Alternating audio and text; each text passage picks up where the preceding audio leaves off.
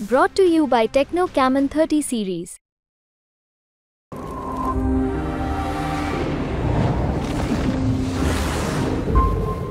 देशामध्ये 543 जागांसाठी मतदान पार पडलं। एकूण 7 टप्प्यांमध्ये हे मतदान झालं। काल शेवटच्या टप्प्यातलं मतदान पार पडलं आणि यानंतर वेगवेगळ्या एजन्सीज असतील, वेगवेगळ्या वाहिन्या असतील, यांनी एक्झिट पोल आपापले एक्झिट पोल जाहीर करायला सुरुवात केली।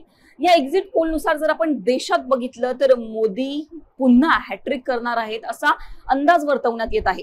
पण हे झालं देशाचं। महाराष्ट्रामध्ये काय परिस्थिती आहे, पक्षनिहाय जर आपण बघितलं तर कुठल्या पक्षाला महाराष्ट्रात किती जागा मिळणार आहेत, पक्षफुटीनंतर जे महाराष्ट्रामध्ये वातावरण निर्माण झालं याचा फटका कुणाला बसणार आहे, शिंदेची शिवसेना की ठाकरेंची शिवसेना, कुणाला किती जागा मिळतील, अजित पवारांची राष्ट्रवादी असेल किंवा शरद पवारांची राष्ट्रवादी असेल, यामध्ये आघाडीवर कोण असणार आहे, हे सुद्धा जे एक्झिट पोल असे आहेत या एक्झिट पोल मध्ये आकडेवारी समोर आलेली आहे आणि या आकडेवारीनुसार कुणाला किती जागा मिळतील यावरच बोलणार आहोत या व्हिडिओमध्ये। नमस्कार, मी पूजा, तुम्ही पाहताय मुंबई तक।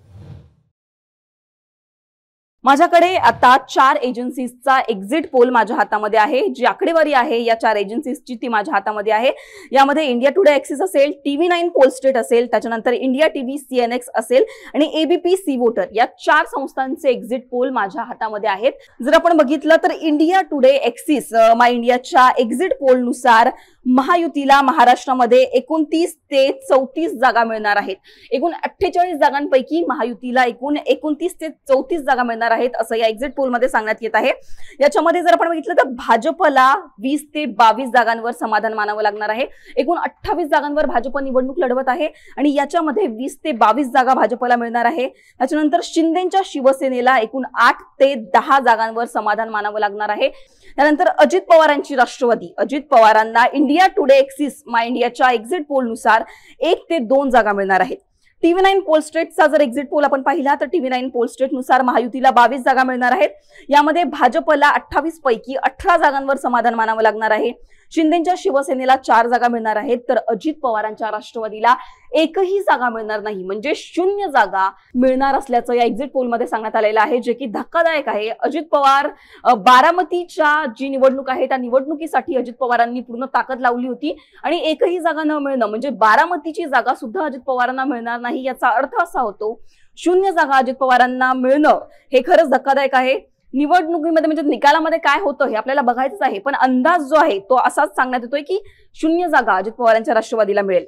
TV9 पोलस्टेटचा हा एक्झिट पोल होता। त्याच्यानंतर इंडिया टीव्ही CNXचा जर एक्झिट पोल आपण पाहिला तर इंडिया टीव्ही CNXच्या एक्झिट पोल नुसार महायुतीला 24 ते 32 जागा मिळणार आहेत। याच्यामध्ये भाजपला 18 ते 22 जागांवर समाधान मानावं लागणार आहे। शिंदेच्या शिवसेनेला 5 ते 7 जागा मिळणार आहेत। अजित पवारांच्या राष्ट्रवादीला 1 ते 3 जागांवर समाधान मानावं लागणार आहे असं इंडिया टीव्ही CNXचा जो एक्झिट पोल आहे या एक्झिट पोल मध्ये सांगण्यात आलेला आहे। त्याच्यानंतर ABP सी वोटरचा एक्झिट पोल जर आपण बघितला तर ABP सी वोटरच्या एक्झिट पोल मध्ये 22 ते 26 जागा या महायुतीला मिळणार आहेत। याच्यामध्ये भाजपला एकूण 17 जागांवर समाधान मानावं लागणार आहे। शिंदेच्या शिवसेनेला एकूण 6 जागा मिळणार आहेत तर अजित पवारांच्या राष्ट्रवादीला एकूण 1 जागा मिळणार आहे। या एक्झिट पोलच्या आकडेवारी जर आपण पाहिली तर अजित पवारांच्या राष्ट्रवादीला हा सगळ्यात मोठा धक्का मानला जातोय। ABP सी वोटरनं 1 जागा सांगितलेली आहे, इंडिया टीव्ही CNXनं 1 ते 3 जागा सांगितलेल्या आहेत, TV9ने तर 0 जागा सांगितलेली आहे अजित पवारांच्या राष्ट्रवादीला आणि इंडिया टुडेने सुद्धा 1 ते 2 जागांचा अंदाज वर्तवलेला आहे। तर ही झाली महायुतीची आकडेवारी। आता महाविकास आघाडीला किती जागा मिळणार आहेत हे सुद्धा आपण पाहणार आहोत। या 4 एजन्सीजचा संस्थांचा एक्झिट पोल माझ्या हातात आहे आणि इंडिया टुडे एक्सिस माय इंडियाच्या एक्झिट पोल नुसार महाविकास आघाडीला किती जागा मिळतात हे जर बघायचं झालं तर 15 ते 20 जागांवर महाविकास आघाडीला इंडिया टुडे एक्सिस माय इंडियाच्या पोल नुसार समाधान मानावं लागणार आहे। याच्यामध्ये ठाकरेंची शिवसेना आता एकूण 21 जागा लढवत आहे आणि 21 जागांपैकी ठाकरेंच्या शिवसेनेला एकूण 9 ते 11 जागांवर समाधान मानावं लागणार आहे। काँग्रेसचं जर आपण पाहिलं तर काँग्रेस एकूण 3 ते 4 जागांवर काँग्रेसला समाधान मानावं लागणार आहे इंडिया टुडे एक्सिस माय इंडियाच्या एक्झिट पोल नुसार। शरद पवारांच्या राष्ट्रवादीला 3 ते 5 जागा मिळतील असं या एक्झिट पोल मध्ये सांगण्यात आलेलं आहे आणि इतर पक्षांना 0 ते 2 जागा मिळतील असं या एक्झिट पोल मध्ये सांगण्यात आलेलं आहे।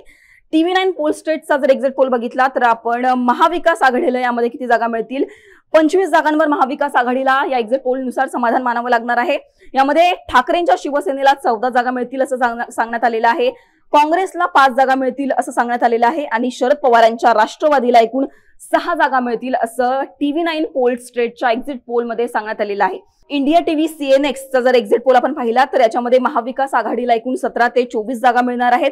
याच्यामध्ये ठाकरेंच्या शिवसेनेला 9 ते 13 जागांवर समाधान मानावं लागणार आहे.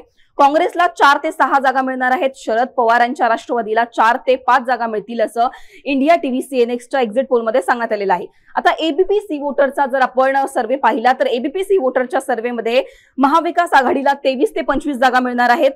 याच्यामध्ये ठाकरेंच्या शिवसेनेला 9 जागांवर समाधान मानावं लागणार आहे. काँग्रेसला 8 जागा मिळणार आहेत तर शरद पवारांच्या राष्ट्रवादीला एकूण 6 जागा मिळणार आहेत असं या ABP वोटरच्या सर्व्हेमध्ये एक्झिट पोलमध्ये सांगण्यात आलेलं आहे. आपण जर पाहिलं तर महायुती असेल किंवा महाविकास आघाडी असेल या 4 एक्झिट पोलनुसार महायुतीच ही भारी पडत आहे महाविकास आघाडीला. भाजपला सगळ्यात जास्त जागा मिळणार आहेत असं या एक्झिट पोलमध्ये सांगण्यात आलेलं आहे. भाजपला कुठे 17 जागांचा अंदाज वर्तवण्यात आलेला आहे तर कुठे 18 जागांचा अंदाज वर्तवण्यात आलेला आहे. इंडिया टुडे एक्सिस माय इंडियाच्या पोलनुसार 20 ते 22 जागा भाजपला मिळणार आहेत असं एक्झिट पोलमध्ये सांगण्यात आलेलं आहे. एकूण 10 जागा शरद पवारांची राष्ट्रवादी लढत आहे आणि या 10 जागांपैकी 6 जागा तरी शरद पवारांच्या राष्ट्रवादीला मिळतील असा अंदाज एकूण या एक्झिट पोलमध्ये वर्तवण्यात आलेला आहे. एकूणच जर या 4 एक्झिट पोलची आकडेवारी आपण पाहिली तर महायुतीला जास्त जागा मिळतील असं याच्यात सांगण्यात आलेलं आहे.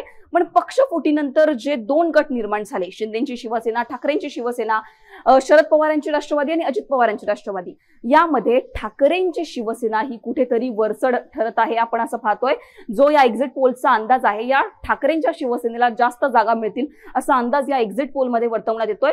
तर तिकडे अजित पवारांची राष्ट्रवादी आणि शरद पवारांच्या राष्ट्रवादीमध्ये शरद पवारांच्या राष्ट्रवादीला कुठेतरी जास्त जागा मिळतील. शरद पवारांच्या राष्ट्रवादी आघाडीवर आहे असा अंदाज या एक्झिट पोलमध्ये वर्तवण्यात येतोय. भाजपला जास्त जागा मिळतील. या सगळ्या पक्षांमध्ये कुठेतरी भाजप वरच्या स्थानावर आहे. भाजपला सगळ्यात जास्त जागा मिळतील असा अंदाज या एक्झिट पोलमध्ये वर्तवण्यात आलेला आहे. एकूणच या एक्झिट पोलच्या आकडेवारीवर तुम्हाला काय वाटतं हे आम्हाला कमेंट सेक्शन मध्ये नक्की कळवा. हा व्हिडिओ तुम्हाला आवडला असेल तर याला लाईक करा, शेअर करा आणि मुंबई तकला तुम्ही जर सबस्क्राईब केलं नसेल तर सबस्क्राईब करायला विसरू नका. धन्यवाद.